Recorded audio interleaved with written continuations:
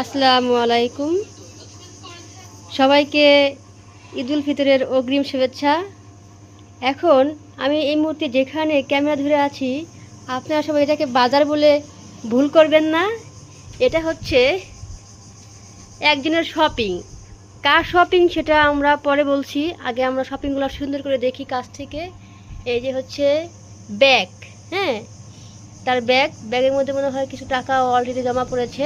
টাকাগুলো আমরা না দেখি, সালামি মানে ঈদের দিন সালামি ঠালামি নেওয়ার পরে দেখব নি।